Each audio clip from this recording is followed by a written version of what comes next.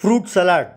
कोंडापुर नाम के गांव में रामलाल नाम का व्यक्ति रहता था। वो बहुत नेक इंसान था, लेकिन उसे कोई धंधा रास नहीं आया। सबसे पहले उसने एक किराने की दुकान खोला, लेकिन बहुत सारे लोगों ने पैसे बाद में देंगे कहकर उससे सामान उधार लेके जाने लगे और पैसे जब नहीं दिया तो उधार के कारण उसे दुकान बंद करना पड़ा। फिर उसने ट्रैवल बस का बिजनेस शुरू किया। सब गांव वाले बस में लिफ्ट मांगने लगे। रामलाल बेचारा उन्हें मना नहीं कर पाया और उन्हें बस में चढ़ाने लगा। रामलाल के भोलेपन को देखकर गांव वालों ने बस का किराया देना ही बंद कर दिया और लिफ्ट मांगकर चढ़ने लगे। कई बार कुछ आदिवासी उसके बस में चढ़ जाते। रामलाल उनसे पैसे नहीं लेता था और उन्हें जहां जाना होता था वहां जाकर उन्हें उतार देता। इस तरह उसका ट्रैवल्स का बिजनेस भी ठप पड़ गया। एक दिन रामलाल अपने घर में परेशान बैठा था कि तभी उसकी पत्नी हेमा उसके पास आई और क्या हुआ जी, आप ऐसे परेशान क्यों बैठे हैं? रामलाल, कुछ नहीं भगवान, जब भी मैं कोई बिजनेस शुरू करता हूँ उसमें नुकसान ही होता है मेरा। मेरे समझ में ये नहीं आता कि मेरा नुकसान क्यों होता है।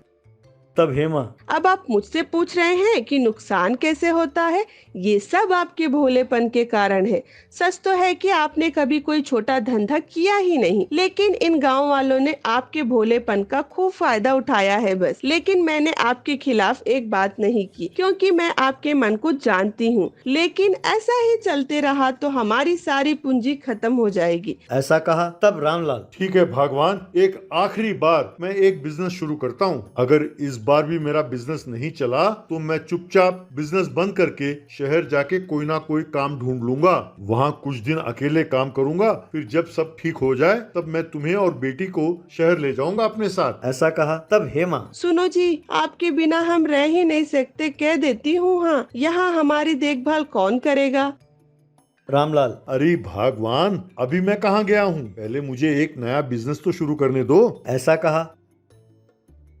अगले दिन रामलाल हेमा से, अरे भगवान, मुझे एक बहुत बढ़िया तरकीब सूझा है। हमारे गांव में फलों की दुकान तो है नहीं। जब भी हमारे गांव वालों को फल खरीदना होता है वो पड़ोसी गांव जाकर ही खरीदते हैं। अगर हमने फलों की दुकान खोली तो सब गांव वाले आकर हमारे पास ही फल खरीदेंगे, है ना? तब हेमा ने ठीक है कहा। आखिरकार जो बची हुई जमा पूंजी थी उसे डालकर उसने एक फलों की दुकान खोली। लेकिन वो गांव वाले रामलाल के भोलेपन का फायदा उठाकर फलों को मुफ्त में खाने वाले थे। कोई भी ऐसा नहीं था जो पैसे देकर फल खरीदता।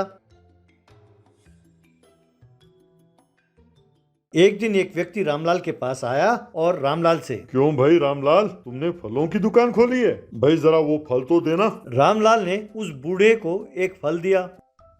वो बूढ़ा, ये क्या, ये फल ऐसा क्यों है? इस फल का नाम क्या है?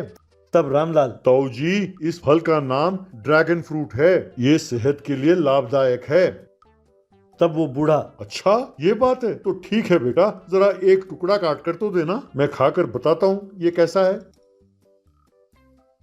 तब रामलाल ने ड्रैगन फ्रूट को काटा और एक टुकड़ा उस बूढ़े को दिया। उस बूढ़े ने उस टुकड़े को खाया और, बेटा ये फल तो बहुत स्वादिष्ट है, जरा एक और टुकड़ा देना। ऐसा कहा।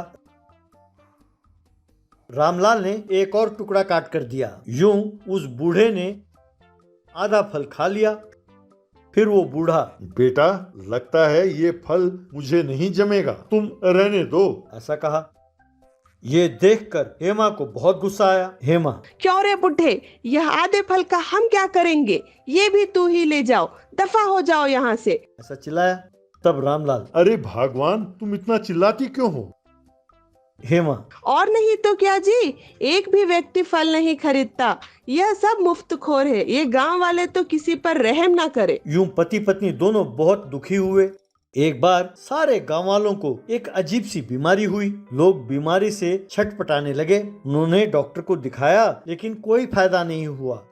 तभी आदिवासियों का सरदार वहां पहुंचा।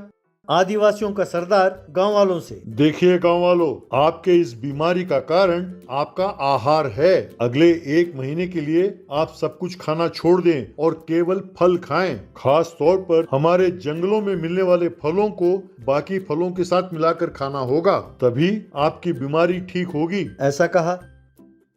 तभी भीड़ में से एक व्यक्ति, इतने सारे किस्म के फल हम कैसे खाएंगे? हमारे पास सारे फल खाने के लिए पैसे कहाँ हैं? तब रामलाल ने अपना हाथ उठाया और इस समस्या का समाधान मेरे पास है। मैं सारे फलों को काट कर आपको फ्रूट सलाद बनाकर बेचूंगा। आप लोग चिंता ना करें, मैं सस्ते दामों में ही बेचूंगा। तब आदिवासियों का सरदार, रामलाल जी, इस काम में हम आपका हाथ बटाएंगे। आपने हमारी बहुत सहायता की है। ऐसा कहा। गांव वाले ये सुनकर खुश हुए। तब रामलाल बहुत मेहनत से अपने सारे फलों को उन आदिवासियों के लाए हुए फलों के साथ मिलाकर उसने फ्रूट सलाद बनाया और बेचने लगा।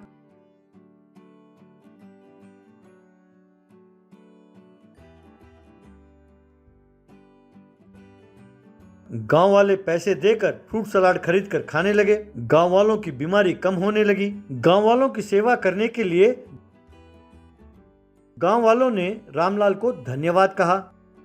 तब से रामलाल जो भी धंधा करता, गांव वाले उसकी मदद के लिए साथ खड़े होते। यूं रामलाल ने बहुत पैसे कमाए।